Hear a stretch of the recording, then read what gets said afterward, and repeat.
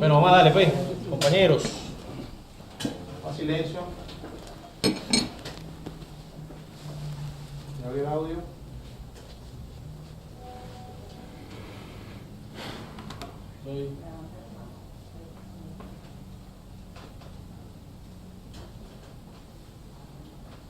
Listo. Bueno, compañeros, buenos días a todas y todos, saludos. Quiero enviarles un fuerte abrazo a todos los que se incorporan en este foro online del Partido Socialista Unido de Venezuela y de la Juventud del Partido Socialista Unido de Venezuela, número 14. Son 14 foros que tienen como característica fundamental ser, digamos, de corte formativo, debate, mucho debate, mucha comunicación y conexión permanente con nuestro pueblo, con nuestra militancia. Estamos transmitiendo, como siempre, por el canal YouTube del Partido PSUV. Partido PSUV por YouTube, por las redes sociales, en Instagram. Queremos saludar a la gente de Radio Nacional de Venezuela. Ya estamos al aire por Radio Nacional de Venezuela. Saludos a Ibermar Jiménez, a todo el equipo de producción. Y nosotros, como siempre, además siguiendo las orientaciones de la Comisión Presidencial del COVID-19, del Ministro de Comunicación Jorge Rodríguez, nos pedimos permiso para quitarnos el tapaboca y poder continuar. Han autorizado a nuestros invitados de hoy. Miren, este foro 14 está invitado Ernesto Villegas Polyap, actualmente ministro de Cultura, compañero que nuestra generación ha visto su trayectoria. Tenemos profunda admiración por el trabajo, por la calidad, además política, hay que decirlo, de Ernesto durante todas las tareas, todas las responsabilidades que ha tenido en Revolución. Y también nos acompaña, nosotros hemos acostumbrado a que en los foros del partido, de la juventud del partido, siempre está el responsable político. Además, Ernesto, ahorita vamos a presentar el currículo, un resumen del currículo de Ernesto Villegas, ministro de Cultura, pero su homólogo en la juventud del partido es Jennifer Garbet, nuestra querida Jennifer Garbet, que es comisionada nacional de Cultura de la Juventud del PSUV, y además viene de responsabilidades también importantes. Fue presidenta de la FEBEN, jefa de la OVE, actualmente asumiendo responsabilidad de la Dirección Nacional de la Juventud del partido, y como estudiante universitario y seguramente dirigente universitario. Bueno, vamos a presentar a Ernesto Emilio Villegas Polyap. Nació en Caracas en el año 70, menor de 8 hermanos. Escritor y periodista, egresado de la Escuela de Comunicación Social de la UCB. Su madre, Maja Polyap, de militancia comunista, fue una de las fundadoras del periodismo moderno en Venezuela. Su padre, Cruz Villegas, un hombre de reconocida trayectoria sindical, dirigente del Partido Comunista de Venezuela, PSV, preso y perseguido político en los gobiernos de Rómulo Betancourt y Raúl León, y contribuyó a la organización de los movimientos de trabajadores de Venezuela. Ernesto fue miembro de la Dirección Nacional del PSUV, siendo vicepresidente de Agitación, Propaganda y Comunicación. En 2012 fue llamado por el comandante Chávez, recuerdo eso. Es una entrevista muy sentida, conmovedora al comandante Chávez en esa época. Fue llamado por Chávez en el 2012 para integrar su gabinete ejecutivo como ministro del Poder Popular para la Comunicación e Información.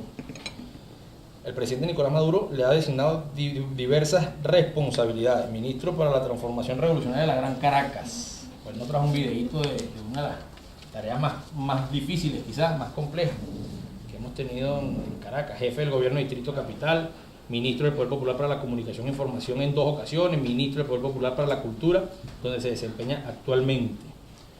Recibió el Premio Nacional de Periodismo en 3 ocasiones. Mención informativa impreso 2002, Opinión Televisión 2006 y una mención especial en periodismo de investigación por su libro Abrir Golpe Adentro. En el 2010 fue conductor de los programas En Confianza, Toda Venezuela y Toma Nota Venezuela en BTV, así como el espacio 7 Preguntas en Telesur. Director fundador del periódico Ciudad Caracas y tiene varios libros escritos. Además es actualmente miembro del Consejo Político y de Sabios del PSUV, del Partido Socialista Unido de Venezuela, por sabio, no por... que yo siempre dejo claro eso. Ernesto es un cuadro muy joven, además. Muchas gracias. Hay que decirlo. Bueno, vamos a dejar entonces en el uso de la palabra a Ernesto Villegas Polyap, nuestro ministro de Cultura y miembro del Consejo Político del Partido Socialista Unido de Venezuela. Bueno, muchas gracias, Pedro. Gracias, Jennifer. Un placer compartir contigo y con todas y todos los compañeros, compañeras que están acá presentes en la sede del Ministerio del Poder Popular para el Deporte, para la Juventud y el Deporte. Correcto.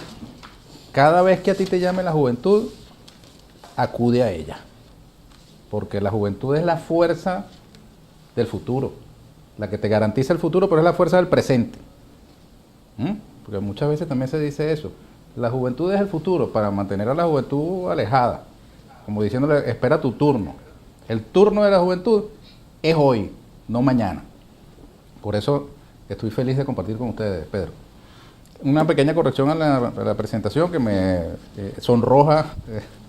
Muchas gracias por la generosidad de tus palabras. Quería decir que en efecto somos 8 hermanos en el matrimonio de Cruz Alejandro Villegas y Majapoljac de Villegas. Pero hay 2 hijos de mi padre fuera del matrimonio, que soy el último de 10. Exactamente. 8 más 2. Saludo a todas y a todos. Y el viejo mío, Cruz Villegas, estuvo en efecto prisionero, perseguido de Rómulo Betancourt, Raúl Leoni, pero también y antes de Marcos Pérez Jiménez, de la dictadura de Pérez Jiménez. En esa condición fue enviado al entonces territorio federal Amazonas, confinado en la selva amazónica como cárcel. De hecho, tengo yo una hermana que se llama Amazonas, por esa experiencia de mi viejo. Mi mamá, que era una judía croata que vino huyendo de los nazis, bueno, se buscó nada más y nada menos que una persona que reunía 3 cualidades para ser desheredada por su familia. Era negro, pobre y comunista, el viejo mío. Y ella se fue detrás de su viejo y se instaló con su familia allí en Puerto Ayacucho, en el año 50 y pico, 50 y algo. Ciertamente me siento muy orgulloso de la familia de donde provengo, de mis raíces, y estoy muy feliz de estar ahora con ustedes. Me han pedido desarrollar un tema que de entrada genera curiosidad, ¿no? La cultura como escenario de la confrontación global. Hay gente que antes de venir acá me decía, pero ¿cómo es eso? ¿Qué confrontación? ¿Cómo que la cultura es un escenario de una confrontación? Y quisiera comenzar con una referencia más o menos anecdótica. Muchas discusiones sobre problemas complejos terminan con una sentencia que seguramente todos aquí habremos escuchado. No vale, es que ese es un problema cultural. Cuando uno ve que se corrompe un funcionario, por decirte algo, en una cola para echar gasolina, para entrarle directo a una realidad de hoy. Bueno, allí hay un problema cultural. Allí se está dando una confrontación cultural.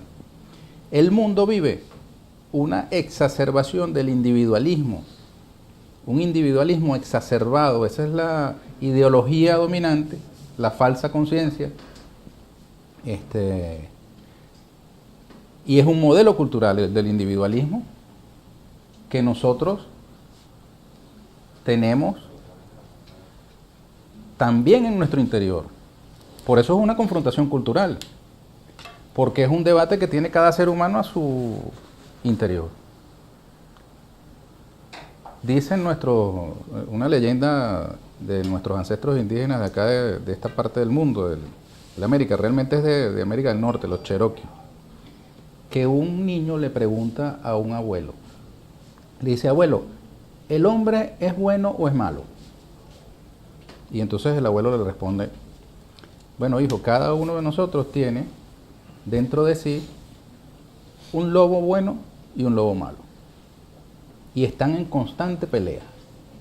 Y entonces el niño le pregunta al abuelo, abuelo, ¿y quién gana en esa pelea? Y el abuelo le responde, el que tú alimentes, hijo, el que tú alimentes. Entonces, esa confrontación la tenemos, la cultura es un escenario de confrontación. La conciencia de los seres humanos es un escenario de confrontación, de modelos. Porque nadie, porque se proclame revolucionario, socialista, bolivariano o chavista, eso quiere decir que esté absolutamente vacunado y ya no tiene más ninguna contradicción interna, ni ningún problema que resolver, porque basta con una consigna, con proclamarse tal o cual cosa. Como decía Lee Primera, no basta rezar, porque vivimos en una sociedad, por lo menos en Venezuela y en esta parte del mundo, donde predomina la religión católica, que también es una expresión cultural. La religión es una expresión de la cultura. Y no es nada nuevo ver gente que se proclama cristiano, católico, que practican la liturgia de la iglesia, pero que su accionar no tiene nada que ver con esa liturgia eclesiástica. Lo estamos viendo en este momento en los Estados Unidos con toda esa rebelión popular que se ha generado alrededor del tema del racismo, que es mucho más que el racismo, es la exacerbación de las características del modelo individualista exacerbado, valga la expresión, una exacerbación de un modelo que ya era exacerbado, que pasa además por la destrucción del diferente. En estos días yo coloqué en el Twitter una fotografía, una composición fotográfica con la imagen de George Floyd, el afroamericano que fue asesinado por unos policías asfixiándolo con la rodilla.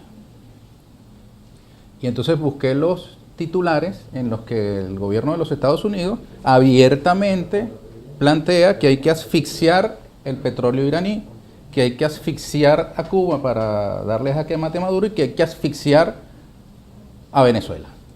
Utilizan el verbo asfixiar. La política exterior estadounidense utiliza el mismo método aplicado para asesinar a George Floyd. Es un mismo planteamiento ético, antiético diríamos nosotros, porque no cabe dentro de nuestra ética. Correcto. Que es el arrogarse la posibilidad de asfixiar al que es diferente. Es lo mismo. Ese policía que hizo eso, en conjunto con sus compañeros, perfectamente podría trabajar para el Departamento de Estado, porque su modelo es el mismo que aplican en política exterior. Es un supremacismo que se basa en la exclusión y en la desaparición del otro. Por eso nosotros levantamos las banderas del respeto a la diversidad.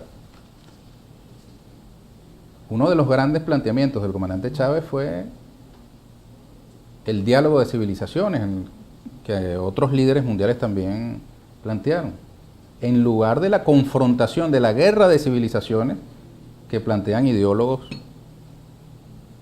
del llamado Occidente capitalista.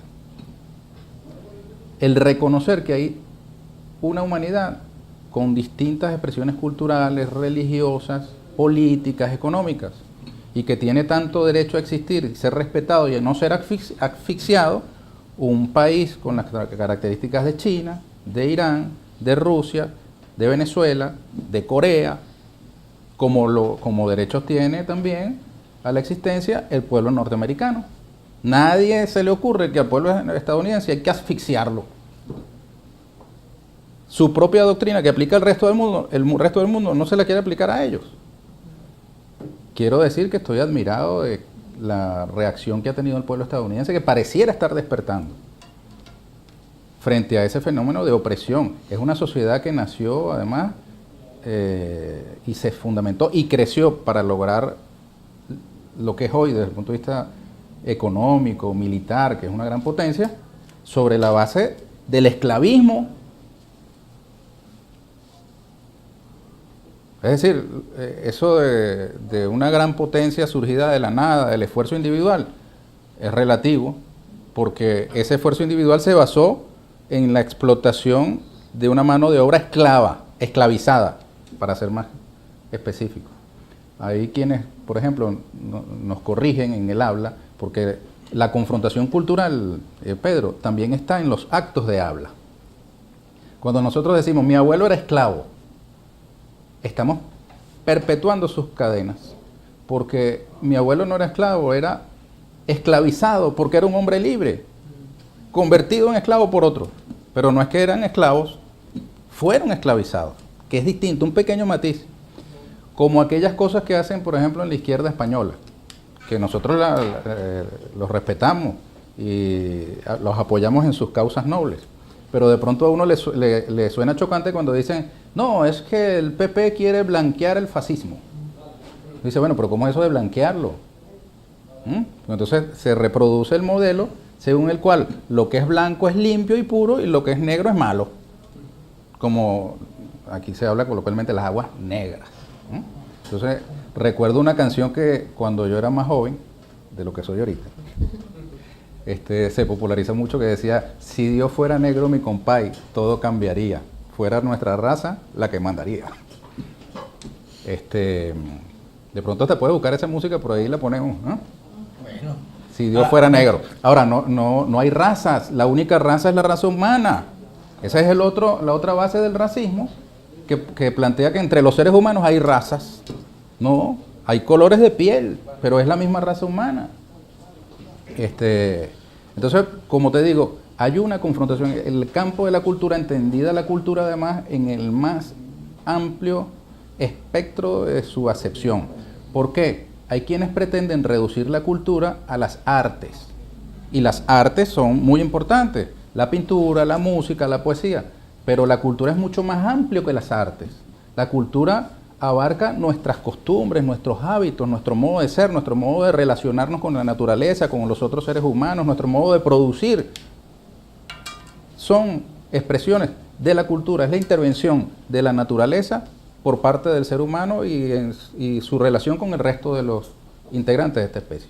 De modo que hay una confrontación en el campo cultural, en el mundo, de la que nosotros somos parte también. Nosotros tenemos cosas que resolver. Por ejemplo, en el mundo se está dando una utilización del tema religioso para justificar agendas sumamente atrasadas. Lo vemos aquí mismo en Brasil. Yo traje para recomendar un libro que estoy procurando traducir al castellano. Ojalá podamos hacerlo pronto y tener contacto con su autora. Lamia Oulaulau, es una francesa que estudia el fenómeno del evangelismo en Brasil. Este libro se llama Jesús te ama. Está en francés, pero te refiere cómo en Brasil fueron construyendo alrededor de las distintas iglesias evangélicas un poder político que se tradujo en la presidencia de Jair Bolsonaro. Nosotros aquí en Venezuela respetamos y tenemos muchos compañeros que profesan todas las religiones, entre ellas las corrientes cristianas evangélicas. Les traje también este libro porque entiendo que este es un espacio para la formación. Correcto. Es un libro muy interesante de Umberto Eco, célebre escritor italiano, y Carlo Maria Martini. Él fue un cardenal de la Iglesia Católica que siempre fue papable, nunca terminó con el papado, pero siempre fue como candidato a papa. Y se llama ¿En qué creen los que no creen? Porque es una discusión entre un agnóstico, laico, y un cardenal de la Iglesia Católica acerca de en qué creen los que no creen. Y es muy a tono con los postulados de la Revolución Bolivariana, donde hay mucha gente de diversas expresiones religiosas y también gente que no tiene ninguna, pero que está unida por un conjunto de valores y principios en los que se creen. Yo quiero traerlo al presente. No sé si tú has visto la cuenta Twitter del doctor Tedros, el presidente director de la Organización Mundial de la Salud, frente a la campaña de Trump y de los Estados Unidos, pues el establishment estadounidense contra la Organización Mundial de la Salud. El señor Tedros ha comenzado a lanzar unos tweets donde sencillamente pone unos conceptos: solidaridad, humanidad, nobleza, bien común. Oye, y alrededor de esos principios y valores nos encontramos todos los que tengamos una visión, por supuesto, humanista del planeta en que nos toca vivir.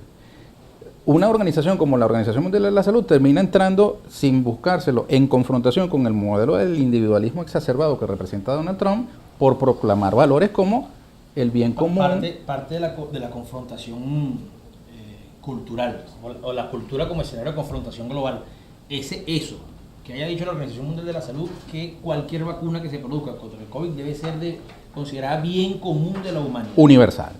Y dice Trump, extrañamente nosotros no estamos saliendo de la Organización Mundial de la Salud, no creemos en eso. Muchos dicen es que entonces lo que quieren es vender la vacuna. Probablemente porque es un modelo de la búsqueda del máximo aprovechamiento de cualquier circunstancia, incluyendo estas de la pandemia del coronavirus. Ernesto, nos informa que estamos al aire en Venezolana Televisión. Un saludo a todo el equipo de BTV, un saludo al Freddy Ñañez, presidente de Venezolana Televisión, y a todos los que hacen posible transmitir. Estamos en el foro del PSUV y de la JPSUV, foro formativo número 13. Hoy con un tema: la cultura como escenario de la confrontación global. Estaba invitado Ernesto Villegas Polyap, también nos acompaña Jennifer Garbé, comisionada nacional de Cultura de la Juventud del Partido Socialista Unido de Venezuela. Continúe, hermano. Mira, tú sabes que dicen que no hay mal que por bien no venga, ¿no? Y obviamente hubiésemos preferido que la pandemia nunca ocurriera. Ahora, ¿para qué ha servido la pandemia? Para que frente a ese modelo individual que nos han vendido como el ideal de la sociedad, haya surgido una conciencia colectiva de que nada hago con cuidarme a mí si el prójimo no se cuida o yo no lo cuido. Porque de nada vale que yo cargue mi tapabocas aquí. Estamos haciendo este programa sin tapabocas, luego de cumplir con todos los protocolos de rigor, de desinfección y tal. Pero de nada vale que nos cuidemos individualmente si la sociedad en conjunto no se cuida, porque a la vuelta de la esquina ese descuido del otro va a repercutir en mi propia salud. Así es. Y por eso lo que llaman el confinamiento, la cuarentena consciente, de que lo mejor es preservarnos todos para aplanar la curva y lograr una victoria frente a la pandemia. Eso es un choque cultural.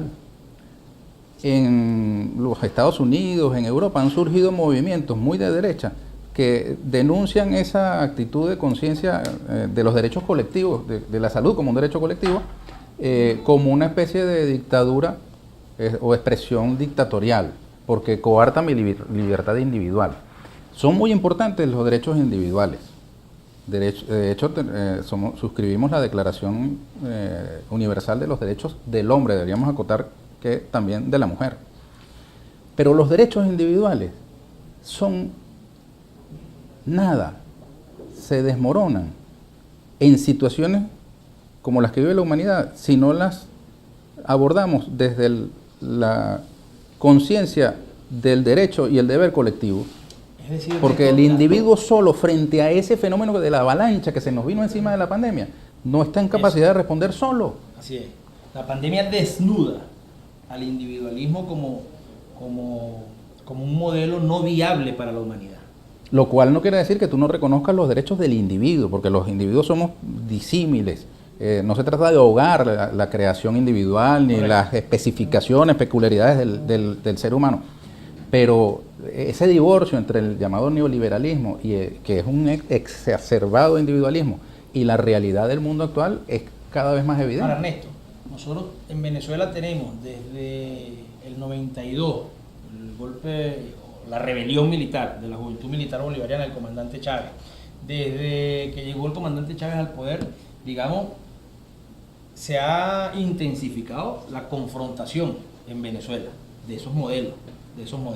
¿Qué dice Ernesto? Estos 20 años de revolución, ¿cuáles son signos, síntomas concretos en Venezuela donde cada uno de nosotros nos vemos diariamente en cada uno de estos procesos, digamos, el escenario global de confrontación se expresa en Venezuela, culturalmente? Bueno, el gran disparador de este debate en Venezuela fue el comandante Chávez, no hay ninguna duda, que para muchos fue como la gran revelación. Tú sabes que comunicacionalmente a ti te hubieran preguntado, ¿no?, como profesional, ¿qué te parece un programa que dure 8 horas de un individuo sentado en un escritorio hablándole a la cámara? Y seguramente tú habrías dicho, no, vale, pues eso no tiene sentido. Ahora, Chávez hizo su aló presidente, no como un programa, sino como una visita personal a los hogares de Venezuela. Y se hizo padre de los muchachos, y se hizo marido de las mujeres, y se hizo compañero de los abuelos, y se hizo un personaje presente en la cotidianidad y destapó lo que la sociedad mantenía tapada. Por ejemplo, el desprecio por lo rural, por la Venezuela profunda. Nosotros comenzamos a enorgullecernos. Mucha gente comenzó a conocer y a querer la música venezolana a partir de Chávez. Aquí la música venezolana se utilizó para avisar que la fiesta estaba terminando. ¿O no es así? El uso del tricolor. El uso de los colores tricolores. La chaqueta tricolor se puso de moda, no sé si es la forma correcta de expresarlo, Ernesto. Se hizo más que una moda. Se hizo más que una moda, un sentimiento nacional, el uso del tricolor. El orgullo de tener una chaqueta con los 3 colores de Venezuela, pues amarillo, azul y rojo, las estrellas. Eso es parte de esa confrontación. Así es. Y también Chávez fue confrontador de los hábitos detrás de los cuales se esconde el modelo de dominación. Y eso lo hacía con sus propios compañeros, con los ministros, con los funcionarios, con los burócratas. Cuando tú veías que él armaba un lío porque de pronto en una institución determinada no se estaba atendiendo como debía, un determinado deber de esa institución o atendiendo a las personas, él estaba confrontando un modelo, que era el respeto por el ser humano. Y nosotros tenemos todavía muchas cosas pendientes por confrontar, porque es esa confrontación cultural, que es el tema de este foro, es permanente y te diría más, nunca acabará. Acabará cuando se acabe la especie humana, pero mientras haya especie humana, ese lobo bueno y ese lobo malo del que estábamos hablando al comienzo de esta conversación, a la que aludía la leyenda Cherokee, seguirán batallando, batiéndose entre ellos, y triunfará finalmente el que tú alimentes. Por eso no podemos permitirnos alimentar el individualismo en detrimento de la sociedad en la que vivimos.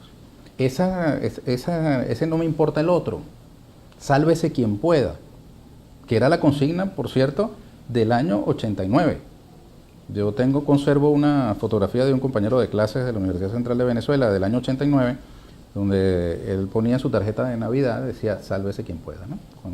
Creo que íbamos del 88 al 89. Y esa es la gran diferencia, pienso yo, entre la Venezuela que estuvo a las puertas del Caracazo del año 89 y la Venezuela de hoy. Nosotros hoy estamos viviendo circunstancias extremadamente complicadas y no hemos tenido un escenario como el que se vivió, entre otras cosas, por los niveles de conciencia alcanzados, acumulados durante todo este tiempo, de esos 20 años a los que tú haces alusión. Correcto. Y a la conciencia de que digamos, ni el problema que lo origina es un tema individual, ni las soluciones frente a esos problemas tienen una vía individual, es una vía colectiva. Aquí estamos todos. Esa conciencia colectiva será además el arma que nos permitirá superar con éxito los desafíos que tenemos hoy por delante. Nadie puede estar buscando un beneficio individual, un provecho individual a las circunstancias que estamos viviendo hoy día. Por eso te digo, por ejemplo, el funcionario que se corrompe está pensando en sí mismo, Así es. en su individualidad, y no está pensando en el desprestigio que le causa al colectivo nacional e incluso, si es funcionario, al gobierno del que hace parte, a la institución de la que hace parte. Por eso esa confrontación tenemos que nosotros encararla día a día, minuto a minuto, apelando a la conciencia y despertando la conciencia del que todavía no la tenga despierta. Mira, en esa confrontación, en esto lleva un episodio, se me ocurre expresarlo así, un episodio muy bonito, que fue exaltar a Aquiles Nazoa, el centenario de Aquiles Nazoa. Y vimos, bueno, la inauguración de un espacio ahí cerca del Guarataro, cerca de donde vivía, pues, Aquiles Nazoa. Yo soy uno que había escuchado de Aquiles Nazoa, habíamos leído pocas cosas de Aquiles Nazoa y nos enfiebramos con Aquiles Nazoa a partir de todo lo que empezó a surgir, pues, en ese debate. Hay una tarea que tenemos pendiente, Jennifer. El presidente nos mandó a hacer por lo menos 1000 murales a nivel nacional. La juventud tenemos que sumarnos, tenemos que asumir esa tarea. Yo leí, en esos días leí, ¿cómo que se llama el cuento de la ratoncita? La ratoncita presumida. Presumida. Bonito cuento. Y que tiene mucho que ver con esa lógica del individualismo y con la lógica comercial incluso y con el tema de los afectos. Yo quiero que tú nos hables de Aquiles Nazoa y cómo es Aquiles Nazoa para nosotros un bastión fundamental en esa confrontación global. Sí, fíjate que ese cuento de la ratoncita presumida termina diciendo, porque al final he comprendido, y lo he comprendido bien, que los pequeños son importantes también. Correcto. Ahora, Aquiles ha tenido una capacidad de convocatoria que nos ha impresionado, Jennifer y Pedro, porque de verdad que ha habido una explosión creativa en medio de las circunstancias más difíciles, la cuarentena, por ejemplo, entre los artesanos, los bailarines, los dramaturgos, los músicos, compositores, artesanos de diversas digamos, expresiones, ¿no? Desde los muñequeros, el maestro juguetero Mario Calderón. Aquí yo les traje el credo de Aquiles Nazoa, comentado por Earle Herrera, Visión y Pasión de Earle Herrera. El credo es una proclama de Aquiles acerca de las cosas en las que él cree. Y tiene la fuerza que no ha tenido otro artista, creador venezolano, y eso hay que reconocérselo a Aquiles, de haber adquirido rango constitucional, porque el preámbulo de nuestra Constitución bolivariana invoca a los poderes creadores del pueblo, que es parte del credo de Aquiles Nazoa. Eso lo consagró nuestra Constitución por iniciativa de otro colosal poeta, que es Gustavo Pereira. Yo te voy a hacer entrega, Pedro, de este ejemplar del credo. Este texto es el texto central del Plan Nacional de Lectura Manuel Badel. Hemos impreso un número importante en medio de dificultades inenarrables de ejemplares físicos, pero también estamos distribuyendo digitalmente. Quiero pedir apoyo de la juventud y del Partido Socialista Unido de Venezuela para masificar la distribución de las obras de Aquiles Nazoa por las vías digitales, que además esta pandemia, como te decía, si ha tenido algo bueno, que nada bueno ha de vérsele, pero en estas circunstancias actuales nos hemos dado cuenta de la importancia de la lectura digital. De hecho, estamos hablando por un medio digital, ¿no? Así que debe llegar a todos los rincones la obra de Aquiles Nazoa, en su año centenario, 100 años de humor y amor. Allí Aquiles además nos encuentra con las cosas más sencillas, lo cual en este tiempo es revolucionario, porque el mundo que te vende lo sofisticado como lo bueno, olvida muchas veces las cosas más sencillas. Ayer creo que fue el Día Mundial de la Bicicleta, ¿verdad? Sí, correcto. Bueno, Aquiles Nazoa andaba en la única bicicleta de 2 puestos que tenía la Caracas de aquella época. Y él contaba que las cosas, los comentarios que le hacían los transeúntes cuando los veían pasear con su mujer, con su esposa, en esa bicicleta de 2 puestos, le alimentaba los escritos que después él publicaba, ¿no? Ayer, por cierto, vi una imagen de una golpiza que le dio la policía estadounidense a un ciclista en los Estados Unidos en el marco de esta revuelta. Así que estamos llenos de símbolos. También los símbolos en este momento, en esa confrontación de la que hablamos, tienen un valor muy importante. Mira, y aquí, tú sabes que yo leía, lo leímos, nosotros ese día, ese domingo, donde se cumplían los 100 años, tú nos mandaste esto a los ministros en digital, lo distribuimos, se hizo de verdad, creo que pocas veces había habido tanta masividad en el debate sobre Aquiles Nazoa. La lectura, creo que sobre algún escritor venezolano. La verdad es que por primera vez, en medio de las dificultades más grandes, se ha tenido tanta atención alrededor de la creación de un artista venezolano. El reconocimiento a Earle Herrera, esto está extraordinario. Maravilloso. Esta obra de Earle Herrera aquí. Y a mí me llama la atención, Chuy, las personas que aparecen en el credo, ¿no? De Charles Chaplin. ¿Por qué? ¿Por qué Charles Chaplin, Ernesto? ¿Ah? Bueno, este es ¿cómo te digo? El valor de esta edición que hemos hecho es que Earle ha escrito unos pequeños perfiles biográficos de cada uno de los personajes que aquí les menciona en su credo. Entonces la lectura cobra un valor todavía mayúsculo, porque quien no sabe que era Picasso, por ejemplo, Pablo Picasso, puede leer a Earle, pero además quienes sabemos quién es Picasso, podemos saber mucho más de quién es Picasso. Y lo mismo que de Charles Chaplin, ¿no? Charles Chaplin fue un revolucionario, fue perseguido por comunistas en los Estados Unidos, tuvo que salir al exilio. Pero además Isadora Duncan, hay la historia de un Rilke, Rainer María Rilke, que dio su vida por cortar una rosa por una mujer. Una cosa hermosísima. Una historia de amor espectacular. Una historia de amor espectacular, así es. Entonces, genial. Y creo que hay que masificar, seguir masificando este debate. Y hay un montón de cuentos, porque entonces uno sé la curiosidad que generó el tema de Aquiles Nazoa. Yo no había leído, por ejemplo, La Ratoncita Presumida, y se la recomendé a la hija mía, tiene 13 años, y yo le dije, tienes que leer de esto. Néstor, vamos a despedir la transmisión por Radio Nacional de Venezuela. Seguimos conectados en otras emisoras a nivel nacional, Radio Miraflores, Alba Ciudad, que está conectada con nosotros. Seguimos transmitiendo por YouTube también. Agradecemos de aquí a Radio Nacional de Venezuela, Ernesto. Gracias, bueno, te agradezco mucho. Hay que destacar que la celebración del centenario de Aquiles Nazoa no ha terminado, es todo este año y mínimo hasta el 17 de mayo del año entrante. Perfecto. O sea que tenemos tarea. Tenemos tarea. Jennifer, tenemos No, tarea. bueno, así es.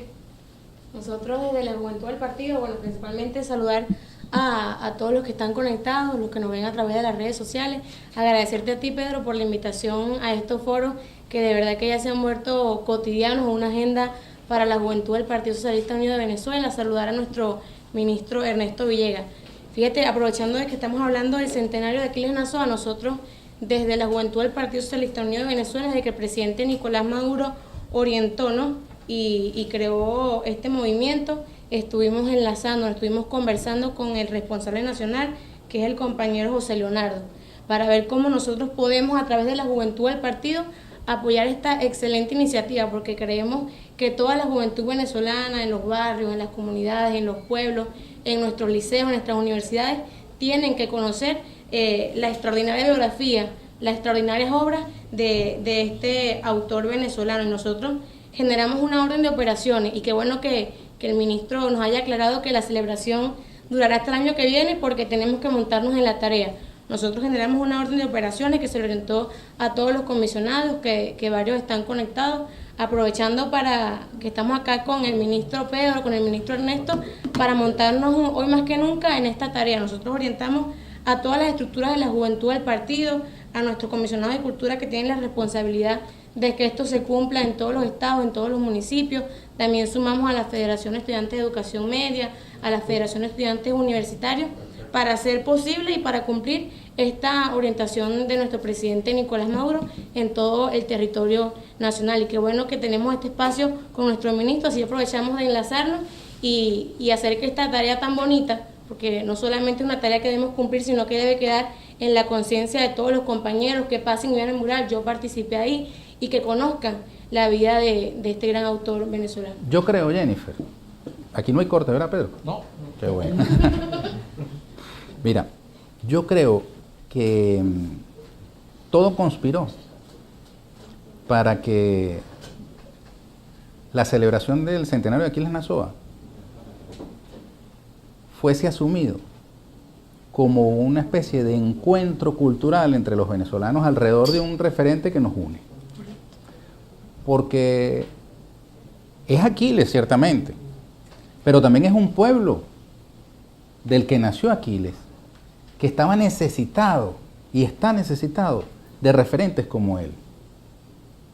Yo siento que todo conspiró para que la celebración del centenario de Aquiles cayera en medio de la pandemia.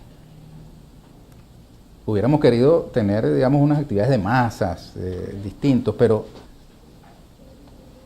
dentro de lo malo, qué bueno que fue en este tiempo, y que entonces esa característica multifacética de Aquiles nos permitió a todos sentirnos un poquito reflejados en su obra, en él, a los mayores y a los más chamos, a los que se acercan a Aquiles por la vía del muralismo, a los que se acercan por la vía de la poesía, a los que se acercan por la vía de la dramaturgia, a los que se acercan por la vía de la televisión. Él hizo un programa llamado Las Cosas Más Sencillas.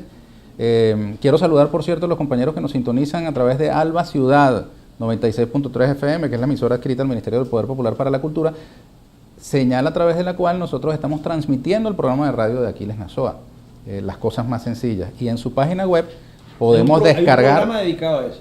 No, es él presentándolo. Él conduce un programa de radio que lo pasamos nosotros en la radio, gracias a los archivos de la Biblioteca Nacional, que nos permite traer al presente ese tipo de programas. Y además en nuestra página web de Alba Ciudad podemos descargar completos esos programas. Tú puedes perfectamente descargarlos completos, no esperar a que se transmitan los jueves a las 11 de la mañana, todos los jueves. A esta hora, en un ratico le damos el pase a Aquiles Nazoa por la vía radial. Son 23 programas en total. Ahora, también por la vía del Aquiles revolucionario, porque también se le ha pretendido a Aquiles Nazoa con el tiempo descafeinarlo, como han intentado hacer con Nelson Mandela, por ejemplo, que fue un revolucionario. Y entonces te crean un personaje fat free, ¿no? Libre de grasa. Y Y resulta que Aquiles fue un gran militante revolucionario, estuvo casado con una sobrina nieta de José Martí, vivió en Cuba, como nos dice Aida Nazoa, su hermana de 89 años, que le hice una entrevista, no sé si la viste, que la pasó William Castillo en TV Foro. Ella dice, el primer bolivariano de Venezuela se llama Aquiles Nazoa. El que ha escrito las cosas más hermosas de Bolívar y de Fidel se llama Aquiles Nazoa. Él dedicó, sí, claro, no fue un, digamos, panfletario. Entonces, no ves tú, digamos, cosas, llamémoslas así, estridentes de Aquiles Nazoa, sino sencillamente te hace un credo donde manifiestan las cosas que él cree. Fue un maestro de decir las cosas de una manera sin cálculo, elegante y, no sé si el término es elegante, lo retiro, de manera inteligente. Fue un tipo muy inteligente que se le metió en el corazón a la gente tocándole las cosas más sencillas sin tener que pasarlo por la alcabala de una proclama política. eso. ¿Entiendes? Es un creador en la mayor amplitud del término. Claro, como otros, o sea, Ali Primera decía, será panfletaria pero milito con ella, que también es válido y alguien tiene que hacerlo. Pero en el campo de la poesía no es el chino Valera Mora, por ejemplo. Aquí está Chuy, que es poeta también, que tiene también otra poesía, ¿no? Militante, Amanecí de bala. Aquí lee otra cosa. Hizo poesía haciendo muñecas de trapo, encontrándose con las expresiones culturales de la Caracas del siglo XX. Hay un libro muy interesante que editó Fundarte. Quiero felicitar públicamente a la alcaldesa Erika Faría y a la china Marisabela Godoy de Fundarte, porque hicieron en Caracas un trabajo extraordinario. Editaron, además del mural que tú mencionaste en la parroquia de San Juan, la recuperación de la Plaza Capuchinos, el mural de Felipe García también en la misma plaza. Editaron el libro Caracas Física y Espiritual. Pero y así como ella, llegó un momento, Pedro, que yo dejé de tuitear, porque me llegaban, mira, escenificaciones teatrales de las obras de Aquiles, declamaciones de sus poemas, canciones alrededor de Aquiles, caballitos, el cuento hermoso de la historia de un caballo que era bien bonito. Eso es un cuento extraordinario, entonces inspira a las artesanas para que hagan caballitos. El de la tortuguita, te hacen la tortuguita. Y bueno, yo estoy seguro que los gringos en sus laboratorios, donde miden el efecto de sus agresiones a los pueblos, dirán, estos tipos están locos. Porque nosotros los tenemos así como el policía a George Floyd, con la rodilla puesta, y nosotros protegidos por el caballito de Aquiles, por las tortuguitas, por el universo, el imaginario hermoso y colorido de un creador como Aquiles. Tenemos espacio en medio de la guerra, y eso habla muy bien de este pueblo. Para la poesía, ¿cuántos poetas no están hoy descubriéndose a sí mismos en sus cualidades precisamente por las circunstancias que nos sembraron? En el caso del viejo mío, tenemos un poquito de poeta. Bueno, ahí dicen que de músico, poeta y loco todos tenemos un poco. Ese refrán. Se me cayó la cédula. Pero fíjate que los poemas más hermosos de mi viejo, Cruz Villegas, fueron escritos en la cárcel o en la selva. De hecho, su poemario se llamó Cárcel, Amor, Selva y Libertad. Esas condiciones adversas, uno no es que hace apología de la adversidad, pero las condiciones adversas lo desafían al ser humano en su creatividad. Entonces surgen cosas como, por ejemplo, hablando de Picasso, el cuadro Guernica de Picasso, que es un símbolo del horror nazi que bombardeó la ciudad de Guernica en la Segunda Guerra Mundial. O en la Guerra Civil Española, perdón.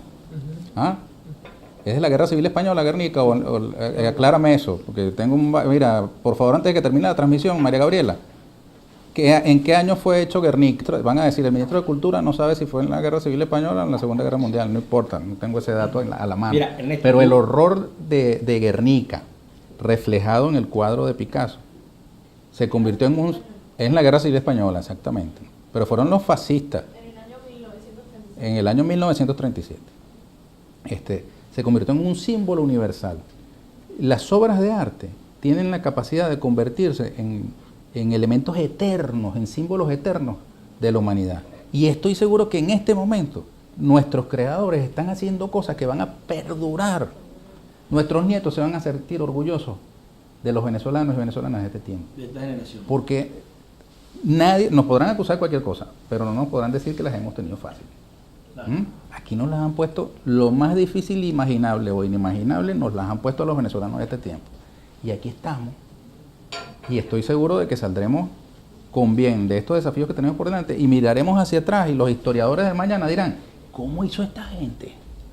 Ya están diciendo, están haciendo chistes, ya están haciendo chistes por las redes, diciendo que Trump está llamando a Maduro para preguntar cómo hizo salir de ese candelero que el propio Trump incendió aquí en Venezuela, porque él, las manifestaciones estas violentas que se establecieron aquí fueron agrupadas desde allá. Ahora, no se hace mal en este mundo sin pagarla en este mundo. Hacerle a otros pueblos esas cosas te puede significar que se te devuelvan y ahora las tienen allá armadas. Mira, Néstor, por ahí tú nos mandaste un video de la casona, ¿no, Freddy? Que tiene que ver con el centenario de el Aquiles. Centenario de Aquiles Nazoa. ¿Podemos ponerlo? Sí, sí. A ver, ¿cómo no? avísame cuando lo tengamos a tiro para que todos podamos ver este video de Aquiles Nazoa. Aquí está una compañera nuestra de la juventud que estuvo haciendo un programa especial con BTV, ¿no? Sobre Aquiles Nazoa. Mira, ahí está.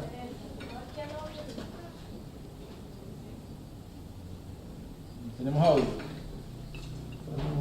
Súbele al. Si le subes, no, súbele al.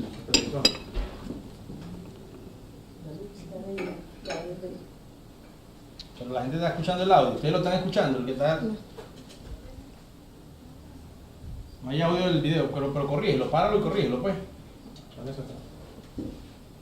Páralo y corrígelo para que la gente no.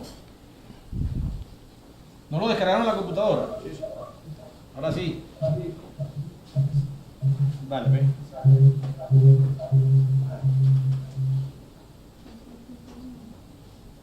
Pero va como entrecortado.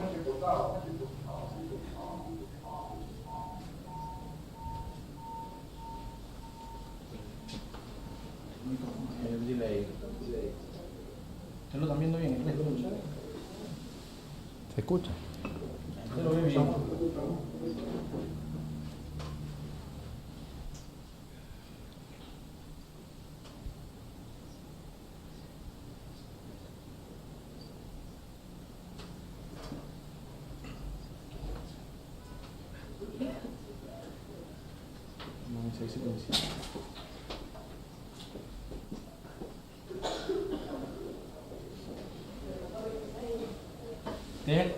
Se ve bien.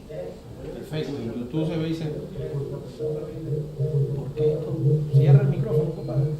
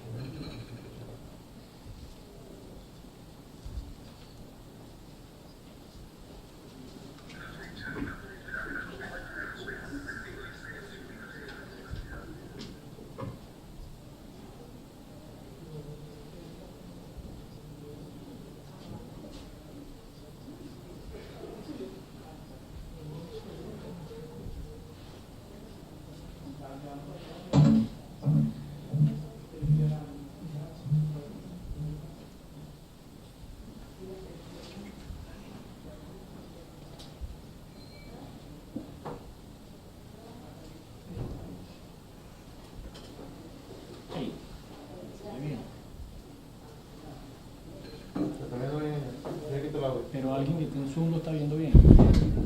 ¿Sí?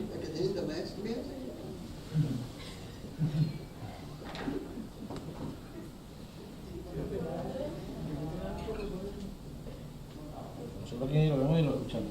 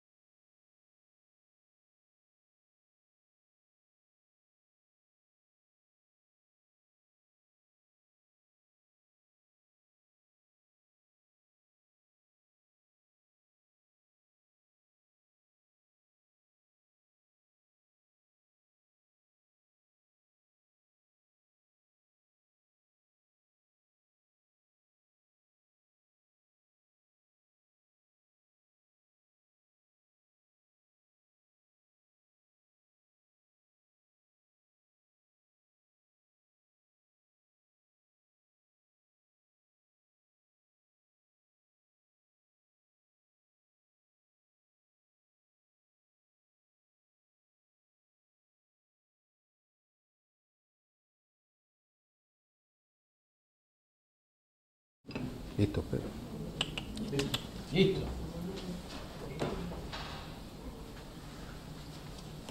Listo.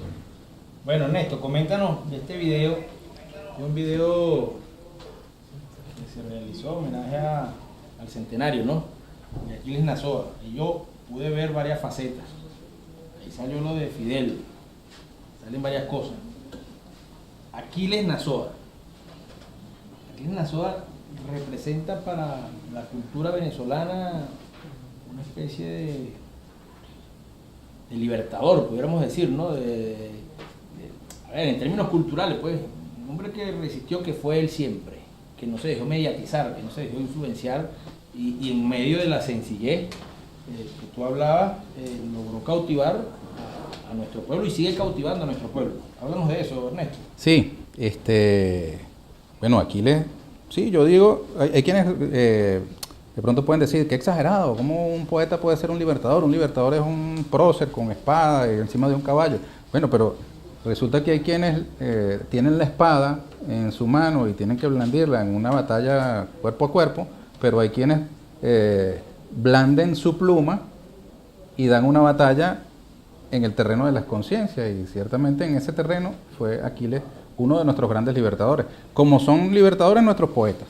El año pasado el presidente Nicolás Maduro firmó un decreto en el que declaró el 17 de mayo, que es el día del cumpleaños de Aquiles Nazoa, como el Día Nacional de la Poesía en Venezuela.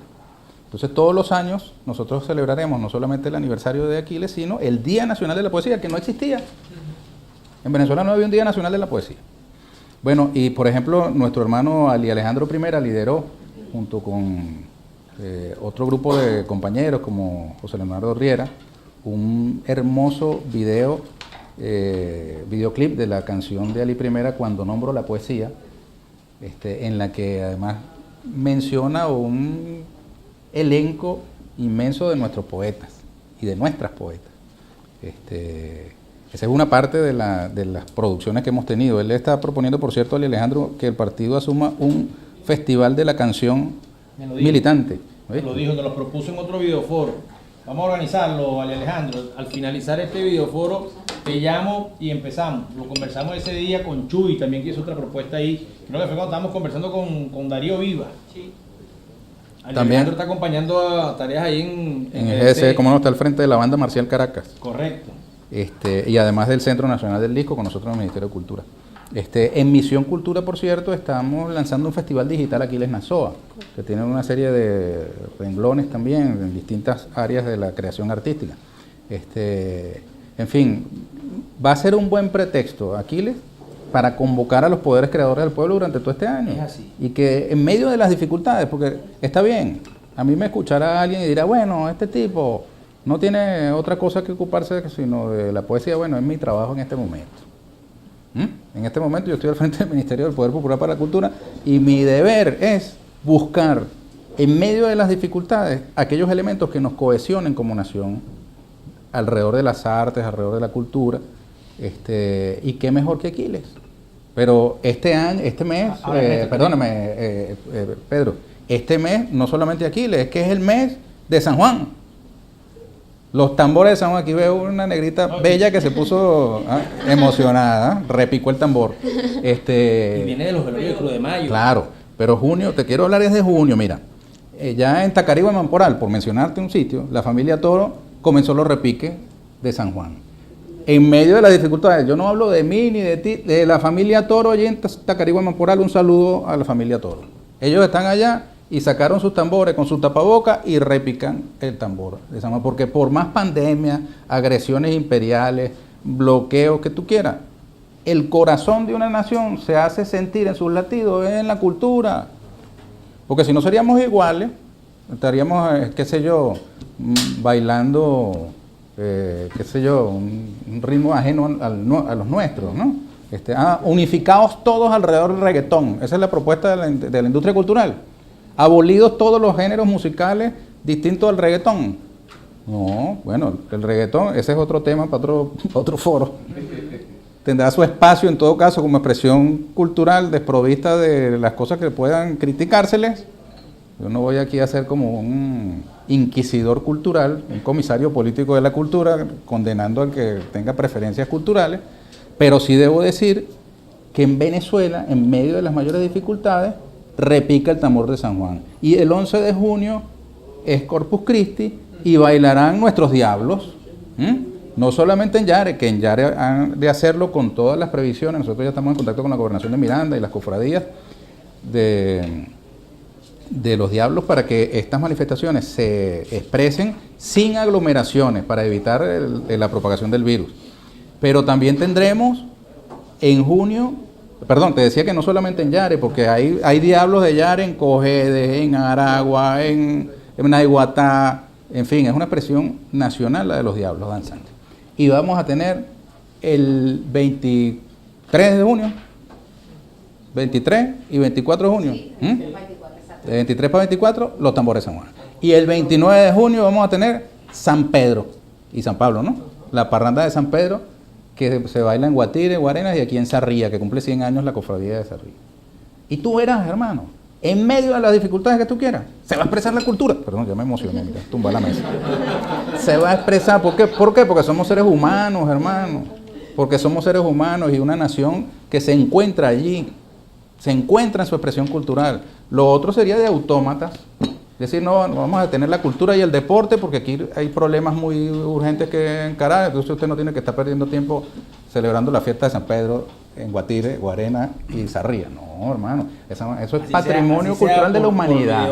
Así sea por Zoom. Vamos a ver, tocando por ahí, nosotros bailando por acá, alguna cosa inventamos. Exactamente, ¿no? Así. Además que San Juan nosotros lo postulamos en medio de la pandemia. Yo recuerdo que en mi casa firmé el expediente y lo mandamos a París para postular eso se llama formalmente así, el ciclo festivo alrededor de la devoción a San Juan Bautista como de la humanidad. El Centro de la Diversidad Cultural que preside ese colosal promotor cultural que es Benito Iradi, que tiene la edad mía, ¿no? Pero como promotor cultural. Él cumplió 50 años de activista militante de la cultura. Benito dirige el Centro de la Diversidad Cultural y realizó un trabajo, porque cualquiera cree que uno postula una manifestación cultural así, mandando una carta en una servilleta, mira, vamos a el juego de chapita, vamos a mandarlo. No, eso son asambleas, reuniones, consultas con los distintos exponentes de la manifestación cultural respectiva, recabar información histórica, etnográfica sobre las manifestaciones culturales, porque después eso se somete a un examen en París y nosotros confiamos en que la UNESCO ha de reconocer a los tambores de San Juan como patrimonio cultural y material de la humanidad. Y ese día, prepárense porque lo que va a haber en Venezuela es tambor del bueno, compañeros, ¿no? El presidente Nicolás Maduro hizo el anuncio como un reconocimiento además particular a nuestra... Fíjate tú lo que está pasando allá en Estados Unidos y lo que estamos haciendo nosotros aquí, un reconocimiento a nuestras comunidades venezolanas. Dirán que es tontería. Bueno, la tontería del racismo, mira lo que está haciendo allá, estrago esa tontería, pues, claro. Ese pedacito. Ayer hubo, por cierto, un pronunciamiento. Guarnieri, vi a Mimou, a Caroli, Guarnieri, un grupo de dirigentes de nuestro hermano afrodescendiente en el país, un pronunciamiento en solidaridad pues con todo lo que va ocurriendo en Estados Unidos. Mira, Ernesto. Por cierto que los genios de la derecha mayamera están, fíjate cómo es el macartismo, chamo. El macartismo fue una corriente precisamente la que persiguió a Charlie Chaplin acusándolo de comunista. Uno de los líderes de eso en el campo cinematográfico fue Ronald Reagan, que después él era actor de películas de vaqueros y terminó después de presidente de los Estados Unidos. Bueno, el neomacartismo contemporáneo está persiguiendo a la chama gringa, pero de origen dominicano, que apareció en una manifestación contra Trump con el morral tricolor. Y entonces los genios esos del macartismo identificaron con un pañuelo a Douglas Rangel como su supuesto acompañante allá en los Estados Unidos, ¿no? Douglas Rangel es un camarada militante nuestro, pero déjeme decirle que Douglas está tranquilamente aquí en Venezuela. No lo hemos querido estar exhibiendo mucho para evitar que le hagan cosas negativas, pero la verdad es que uno dice, bueno, Prepárese porque en cualquier momento usted aparece también señalado de estar en Estados Unidos organizando.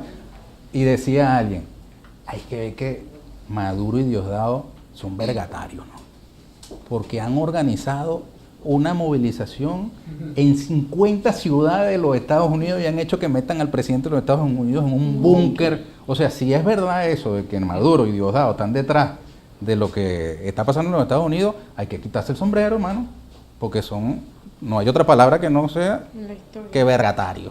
¿Ah? No lo logró ningún otro líder revolucionario de toda la historia de la humanidad. Esconder al presidente de los Estados Unidos en un búnker, asustado porque las huestes de Maduro y Diosdado están ahí rodeando la Casa Blanca. Los colectivos. Hablando de los colectivos bien largotas, a la luz del sol. Nadie dice nada. Niños armados. Bueno. Quieren casi que poner en práctica esa película horrorosa. No sé si has visto esa, que son como 3 películas, creo, llamada La Purga. Ajá. Película terrible. Casi que en cualquier momento vemos escenas como las de esa película. Mira, Ernesto, me escribe varias gente. Oscar Oramas, buen día, camarada, saludos de Caracas. Me escribe Angelina Reyes, rectora de la Universidad de Saludos. Un saludo, un abrazo para Pedro, para Ernesto y para Jennifer Garbet. Denis Soto de la Juventud de la UPB, buen día, compañero de lucha, recomienda algunos, ya recomendaste algunos libros. Giselle Guaita, saludos revolucionarios de la Comisión de Cultura del Estado Guárico. Paola García, saludos del Estado Lara, Juventud Conectada y Activa. Nos recomienda Denis Soto, 2 libros. Política de la Liberación de Enrique Dussel y Mono a Hombre, de Federico Engel. Muy bien. Nos escribe Eric Goicochea, me manda una pregunta aquí. ¿Qué medidas debemos tomar para poder mejorar la producción audiovisual y el apoyo a artistas nacionales que pueden servir para hacer frente a la hegemonía cultural capitalista? ¿Puedes repetir eso, perdón? ¿Qué medidas debemos tomar para poder mejorar la producción audiovisual y el apoyo a artistas nacionales que puedan servir para hacer frente a la hegemonía cultural capitalista? José David Vargas, saludos de la Comisión APC de la JPSU Portuguesa, municipio Araure. Los panas de Circo Caribe. Él nos recuerda. Hoy cumple 190 años la siembra de Antonio José de Sucre. Ajá. Un prócer de nuestra juventud, ¿no? 190 años. Bueno, también que conversemos un poco de Antonio José de Sucre. Le dice, Antonio José de Sucre, cumanés, el gran mariscal de Ayacucho, muere un 4 de junio en Marruecos, Ecuador, por un balazo. Hijo de María Manuela de Alcalá y Vicente Sucre. Eran 11 hermanos que hicieron historias en nuestra independencia, el Abel de Américas. Víctor López, saludos para todos.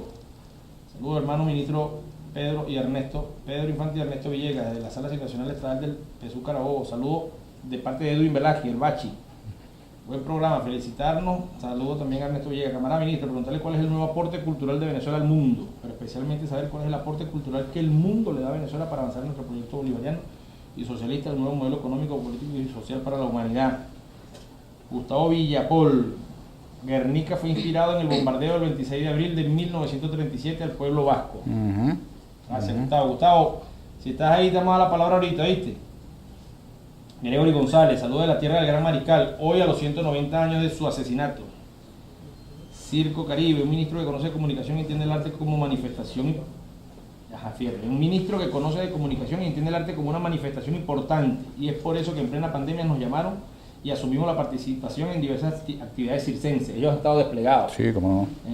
En la distracción, en la recreación de nuestro pueblo, llevando también la obra Caperucita Criolla de Aquiles Nazoa al circo, y así diversas manifestaciones. APC de la Vega, que también es director del Circo Caribe, y Ana Paula, te mandamos saludos y agradecemos por dejarnos participar con ustedes. Un abrazo. Gregory González, la bala por el que mató a Sucre, mató a Colombia y acabó con mi vida. Simón Bolívar. Penélope Roterán, la posteridad recordará al general Sucre con un pie en el Pichinche y el otro en el Potosí, llevando en sus manos la cuna de Manco Cápac y a sus pies las cadenas del Imperio Español rotas por su espada. A 190 años del asesinato del gran mariscal Antonio José de Sucre. Resto. Bueno, gracias a todos y a todas por sus mensajes. Me quedó, digamos, pendiente tras escucharte una reflexión colectiva respecto del modo en que nuestros artistas, cultores, creadores, particularmente los músicos, pueden desplegar sus potencialidades en estas condiciones. Te digo, eso me angustia, Pedro. Porque, claro, hemos visto cómo la creatividad se ha hecho presente mediante conciertos desde un camión hacia los edificios, desde un balcón hacia el barrio, piezas hermosas que se han montado con edición en la que los músicos tocan desde sus casas y se edita, ¿no? Pero, claro, todo eso en buena medida por amor al arte. ¿Cómo se sostiene en las condiciones actuales un músico, por ejemplo, sin conciertos? Es un deber que tenemos nosotros de discutir cómo nosotros podemos crear condiciones para que se sostengan los compañeros y puedan dedicarse a su creación artística con un mínimo de condiciones económicas, ¿no? Alguien me dijo, Ernesto, por cierto, que están haciendo conciertos en un país, ayer me comentaron, ¿en dónde? En Sri Lanka, ¿no? Un concierto, se organizan en grandes estacionamientos y la gente va en el carro y ve el concierto desde el carro. De hecho, están diciendo que se van a reactivar los autocines, ¿no? Yo creo que tenemos que inventarnos algo ahí. Que son multipropósitos también. Que también es válido. Que también tiene su espacio. Todos se rieron, ¿vale? Mira. Mosca. Ahora, fíjate, nosotros desde el Ministerio de Poder Popular para la Cultura, yo le he encargado a Alejandro Primera, a raíz de una iniciativa que tuvo Fabiola José, otra de nuestras creadoras insignes en Venezuela, cantante, música, de buscar los mecanismos a través del Centro Nacional del Disco que dirige Ali Alejandro, y con Ignacio Barreto, que es viceministro de Cultura, está al frente de la Compañía Nacional de Música, de identificar aquellas iniciativas en las que nosotros podamos impulsar la creación artística, la difusión de la obra musical y que también tenga algún tipo de rédito para los creadores. Como medida, digamos, contingente, el presidente Nicolás Maduro aprobó hace ya un tiempo la creación del bono cultor, que todos los meses, digamos, le cae por el sistema del carnet de la patria a más de 20.000 cultores, artistas y creadores de Venezuela, y que equivale al 90% del salario mínimo. No es una gran cantidad, lógicamente, pero es un pequeño aporte que debe seguramente crecer en el tiempo. Ahora, no es el camino exclusivo para la generación de condiciones económicas propicias para la creación artística. El mundo, yo pienso que vive en este momento un reseteo al mundo, para hablarlo en términos computacionales. Le hicieron control al delete y ahorita estamos en pleno restablecimiento del funcionamiento del planeta, y hay que buscar las fórmulas para que la industria cultural no se termine apropiando de todo el espacio de la creación, porque entonces ahora todo no puede ser, digamos, la oferta cultural de la industria. ¿Cómo hace un músico en estas condiciones? Y cuando te digo músico también me refiero a un pintor, un artesano, un bailarín. ¿Cómo hace para participar del hecho cultural colectivo, incluso para traspasar las fronteras de un país? Que ese es otro detalle, las giras internacionales, que era una vía también, hoy día ni siquiera hay vuelos internacionales. Así es. Entonces, lo mismo me imagino que les pasa a ustedes con el ciclo olímpico y con... Ahora, dentro de todo, y como el tono que yo le imprimo siempre a las tareas que asumo es optimista, yo encuentro que también tenemos oportunidades para la creación de cosas, digamos, cohesionantes. En estos días estuve con Stephanie Hernández. Yo te mandé el video. Campeona mundial de bicicross. Así le ganas. Saludos a Stephanie. Bueno, vale. Nosotros estamos trabajando en un periodo de prueba de un mecanismo de despacho de libros al territorio. Libros en bicicleta. En bicicleta. Entonces, de pronto, en la ruta ciclística de los chamos, podemos incorporar que hagan la segunda de llevar el libro de Aquiles Nazoa al lugar donde debe llegar. Stephanie se entusiasmó con esa idea, yo estoy promoviéndola, quiero que después de este programa a ver si podemos aterrizar todavía más, pero ya comenzamos en un periodo de prueba en librerías del sur y estamos llevando en bicicleta a algunos puntos en parroquias de Caracas. En el interior del país también lo vamos a hacer. Yo también di la instrucción de que, por ejemplo, nuestra imprenta de la cultura, que queda en Guarenas, hace 2 noches estuve allí, es la imprenta, pero me abren allí un núcleo de librerías del sur, en Guarenas, para que entonces la gente de Guarenas y Guatire tenga desde allí cómo solicitar vía WhatsApp, vía teléfono, el título de su interés y busquemos, eso es plano, menos mal, y podemos tener unos mecanismos de distribución del libro. De modo pues que son iniciativas cohesionantes que acercan al deporte y la cultura. De pronto el deporte no es solamente pedalear por pedalear hasta un determinado lugar, sino que ahora ya junto con mi deseo de pedalear, estoy cumpliendo también una función social con el tema del libro. Y nos encontramos en un mismo ámbito. Que yo soy entusiasta de eso, Pedro, en levantar las fronteras, ¿vale? Fíjate tú que como el tema de la salud, cualquiera hubiera imaginado, el tema de la salud es problema del Ministerio de Salud. No, papá. El tema de la salud no es solo el Ministerio de la Salud. El tema de la salud es un tema cultural. Y el deporte tiene una vinculación estrecha con el tema de la salud. El que practica deporte tiene una salud mucho más garantizada que el que no lo practica. Entonces, levantar esas barreras para buscar soluciones creativas por encima de las trabas burocráticas, para crear cosas ingeniosas que nos cohesionen, pienso yo, es la clave del momento.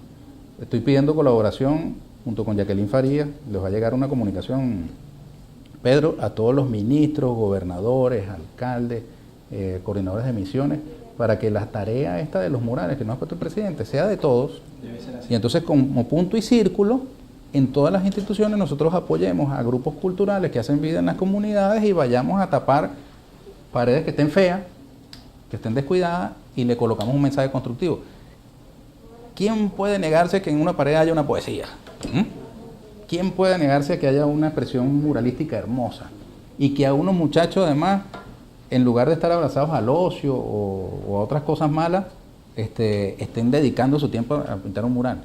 Eso en esta condición en Venezuela tiene un valor tremendo. Un chamo que hace un mural crece con el recuerdo de que lo hizo.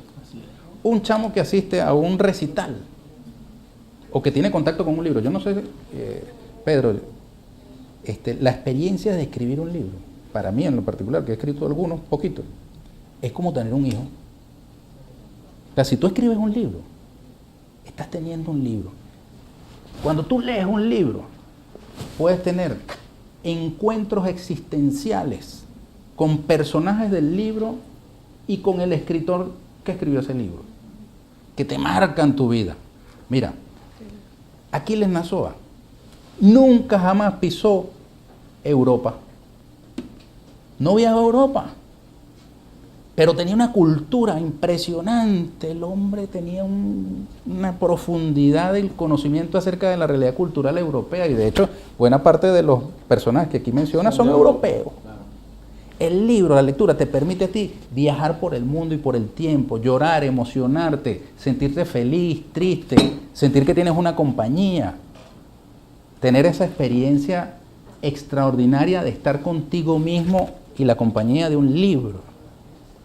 No es como la televisión, que más o menos te dice a ti lo que tienes que ver y el rumbo. No, tú aquí con el libro te imaginas el tono de voz del personaje. Eso se lo pones tú. Tú decides si echas para atrás y vuelves a leer una cosa que no entendiste o que te gustó demasiado, la remarcas. El libro es una experiencia colosal, que además solo la puede tener el ser humano. Porque un periquito no lee. Un león no lee. Es verdad que nosotros tenemos necesidades materiales y hay que comer, por ejemplo. Nadie dice que no. Federico García Lorca, para hablar de la guerra civil española, de Guernica, este colosal poeta español que fue fusilado por los fascistas españoles, escribió un texto llamado Medio pan y un libro. Y él dice, es un discurso por la inauguración de una biblioteca en el lugar donde él nació. Pero se transformado en libro, lo publicamos en Perro y la Rana, Medio pan y un libro. Y él dice que él condena resueltamente a aquel que solamente pide un pan.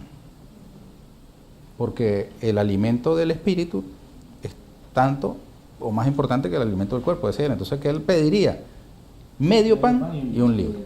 Y yo le agrego, todo lo que tú te comes, todo lo que nosotros nos comemos, indefectiblemente a las horas se transforma en excremento. Pero nada de lo que tú lees, ninguna música que tú disfrutes, ninguna poesía que tú leas se va a transformar nunca jamás en excremento. Siempre, siempre va a permanecer contigo adentro de ti. Lo mismo que tus triunfos en un encuentro deportivo. O sea, tu vivencia de coordinar con el resto del equipo de béisbol o de básquet, la estrategia y lograr la victoria, eso te va contigo, eso tú no puedes poner precio, ni jamás te dejará de acompañar. De modo pues que cuando nosotros reivindicamos la cultura y el deporte, por ejemplo, no estamos hablando de cosas exquisitas ni de lujos, son exactamente las cosas que nos reafirman nuestra condición humana, porque si fuésemos animales no necesitaríamos de eso, o si fuésemos máquinas no necesitaríamos ni de hacer deporte ni de la cultura, pero por ser humanos es que tenemos eso. Y yo lo digo con esa vehemencia, Pedro, porque en la confrontación cultural de la que venimos hablando hace un rato, está presente el deporte y la cultura son vainas suntuarias, irrelevantes, porque lo que es importante es resolver el tema económico. Así es. Mira, pero aquí Está muy importante resolver el tema económico, Cierto. pero no puedes hacerlo a expensas del deporte, de la cultura y de la salud. Mira todos esos países que han prescindido de los sistemas de salud. Mira, me escribe Génesis Garbex, que es hermana de Jennifer, que es la enlace de la juventud del partido en Falcón. Le mando un fuerte abrazo. Me dice, sin las artes y la cultura no hubiéramos sobrevivido a la cuarentena. Mira tú. La visión de Jennifer, que anda haciendo un gran esfuerzo, de Génesis Garbex, que está allá en Falcón. Dice Rubén Darío Roca, la cultura es nuestro principal elemento de defensa para la patria. Y el presidente tiene ya tiempo, Ernesto, diciéndonos a todos, porque además le dice a Ernesto, le dice a los ministros de educación, tanto educación básica como educación universitaria, nos convoca a la juventud a la batalla cultural permanente, a la lectura permanente. En diciembre nos habló de estudiar al Libertador, ¿no? Y nos habló de varios documentos, nos pidió leer, nos ha pedido estudiar a Sucre. Yo doy fe del empeño que le ha puesto Pedro Infante en leer a Zamora. ¿Quién era Ezequiel Zamora? Porque nosotros hablamos de las raíces, las 4 raíces. Ajá, ¿cuánto sabes tú de esas raíces? Zamora es un duro. No, pero fíjate, las raíces, eso es muy importante lo que tú estás mencionando. Las raíces no son para mencionarlas con orgullo nada más. Es para honrarlas, y para honrarlas tienes que entenderlas. Entonces hay que leer a Bolívar, a Rodríguez, a Zamora, a Chávez. Saludos de los teques, nos dice Neiker Prim. No hay mal que en la tierra no se pague. Hoy le dan a Trump una cucharada de lo que él incentivó en Venezuela. Ernesto, usted dice en broma que el imperio quiere ver cómo hicimos aquí para superar el candelero. Yo creo que parte de la respuesta es la cultura y la liberación en términos de conciencia incentivada por nuestros cultores que han trabajado duro. Eso me hace recordar a mi padre Panchito Prim. Ah, mira, Panchito. Sigamos el trabajo. Primo mío, ¿oíste? Sí. Claro, Panchito Prim, hombre del joropo mirandino, allá en Cuba. Independientemente de nuestra responsabilidad, saludos a todos. Se llama Neiker Prim, entonces este es primo segundo. Este es hijo del primo. Saludos. Y escribe Alejandrina, que leyó a Neiker, y dice, viva el legado cultural de Pancho Prim. Así es. Dice Yuxialis Rincón, ministro, ¿qué lectura le da a la acción de Donald Trump, quien utilizó la Biblia en público para solapar su postura ante protestas en Estados Unidos? Bueno, aquí está este libro que te lo mencionaba al comienzo de esta transmisión, se llama Jesús te ama. Es un estudio de Lamia Oulou, así se pronuncia el apellido de esta investigadora francesa, sobre el papel del evangelismo en Brasil. Una cosa es el credo religioso, las creencias personales, y otra cosa son los movimientos políticos fundamentados en las creencias religiosas. Y Trump, al esgrimir la Biblia, está haciendo lo mismo que Jeanine Áñez cuando el golpe contra Evo y entró con la Biblia al Palacio de Gobierno en La Paz. ¿Cómo se llama el dirigente de ellos de la oposición?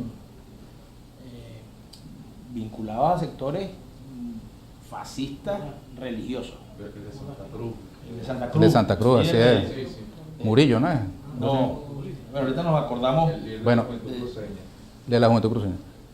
Pero eso es un movimiento ideológico, no es religioso en el sentido de que ellos no están haciendo eso por motivaciones religiosas, sino políticas. Están tratando de justificar la represión del movimiento popular estadounidense como si fuese un mandato de Dios. No es la primera vez.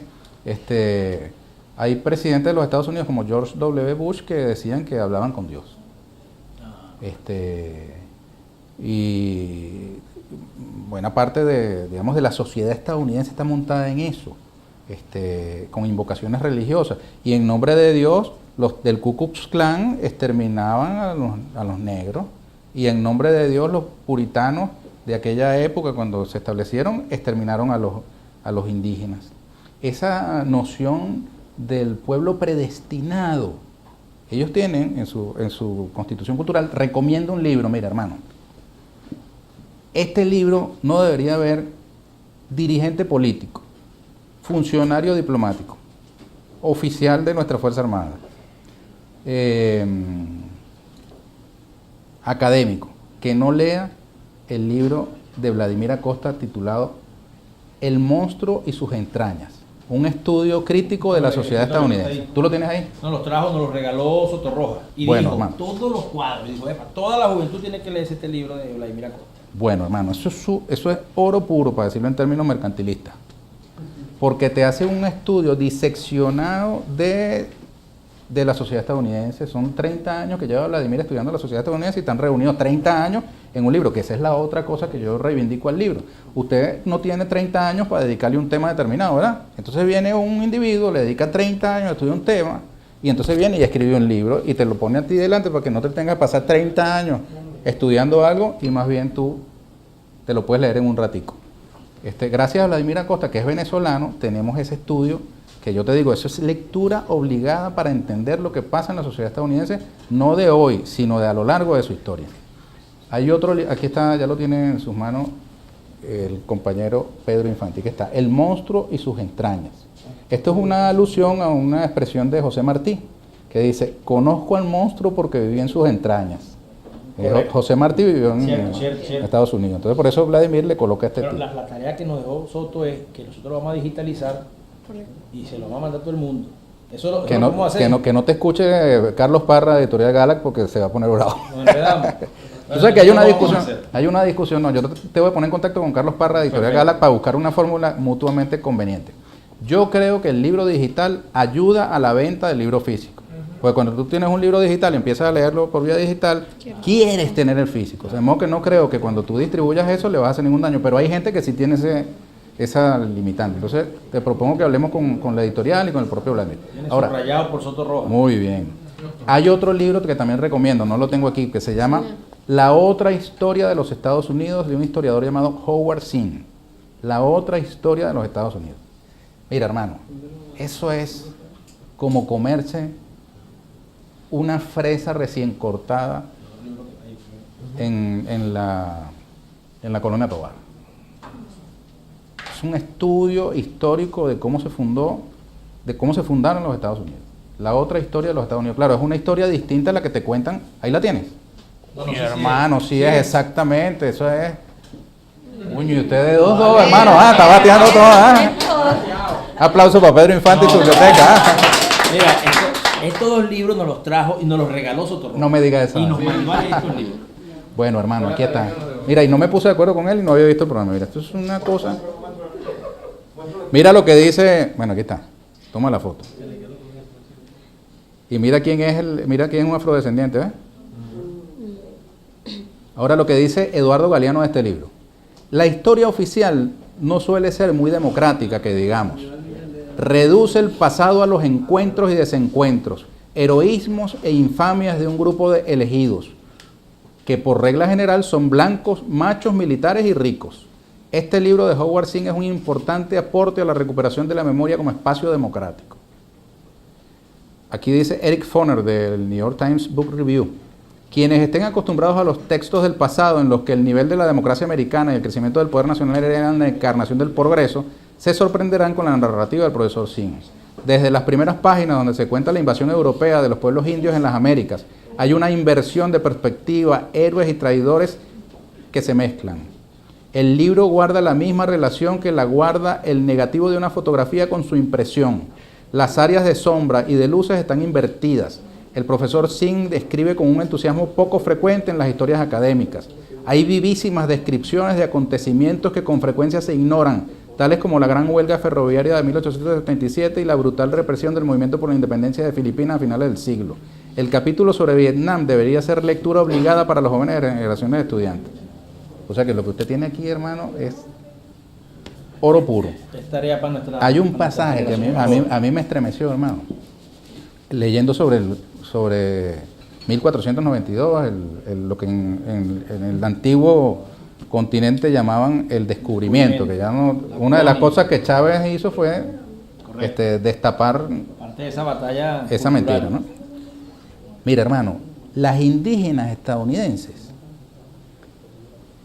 recién paridas ahogaban en el río a sus bebés, no por maldad hacia los bebés, sino por no hacerlos pasar por lo que los estaban haciendo pasar a ellos. ¿Tú has de creer eso? ¿Cómo sería el dolor y el sentimiento de una madre para ella misma agarrar y ahogar a un niño, su hijo? Ahí se fundó, o sea, sobre la base de ese dolor, se fundó esa gran potencia, que tiene muchas cosas.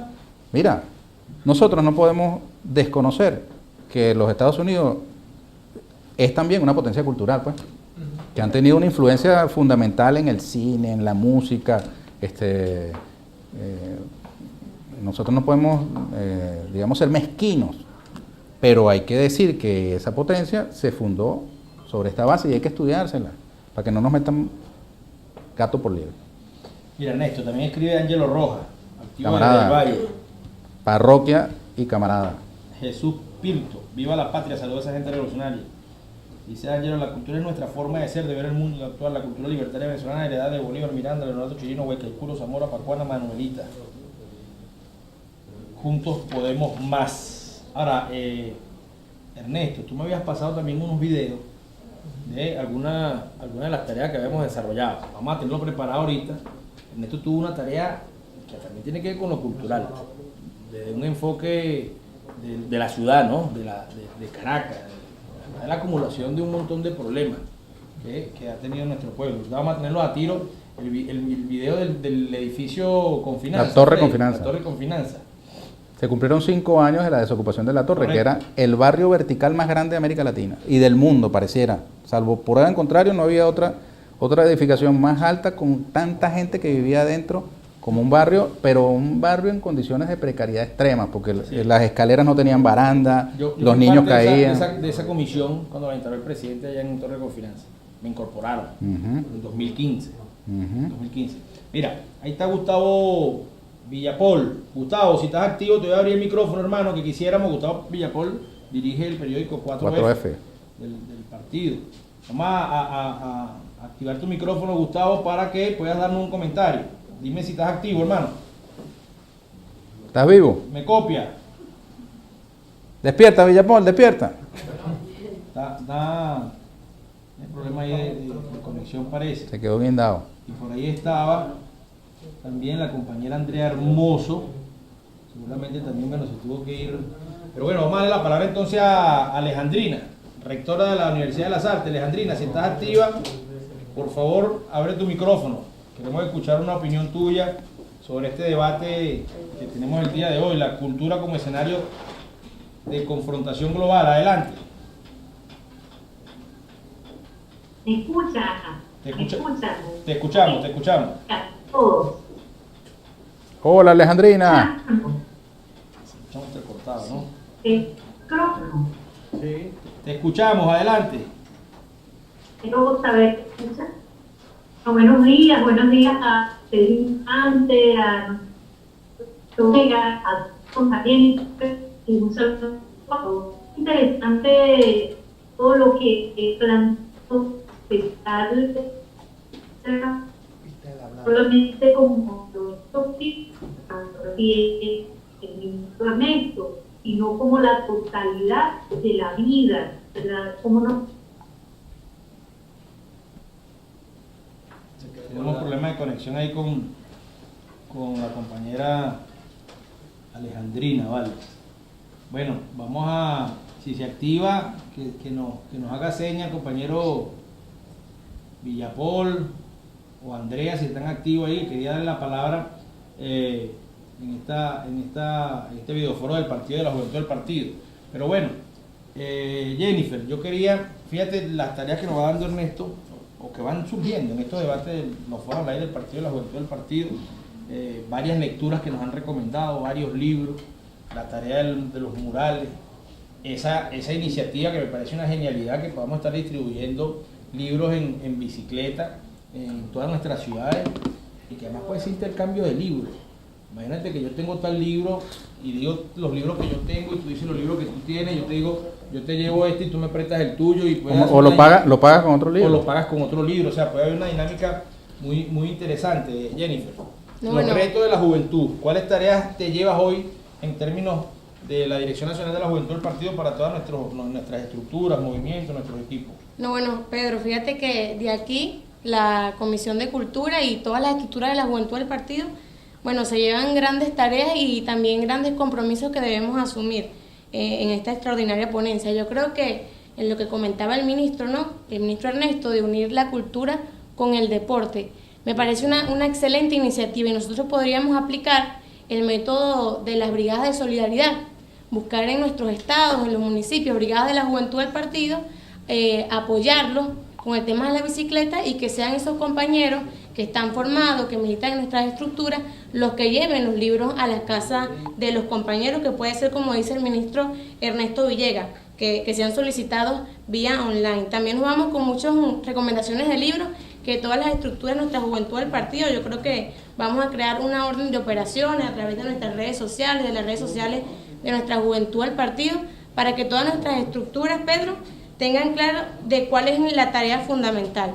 Yo personalmente, y lo decía por ahí un compañero que es comisionado de cultura del Estado Barinas, la cultura es la defensa de la patria. Yo personalmente lo pienso, y nosotros como generación joven tenemos que asumir ese compromiso, que también lo comentaba el ministro Ernesto Villegas. La cultura no solamente es el que canta, el que baila, el que actúa, la cultura va mucho más allá de todo eso.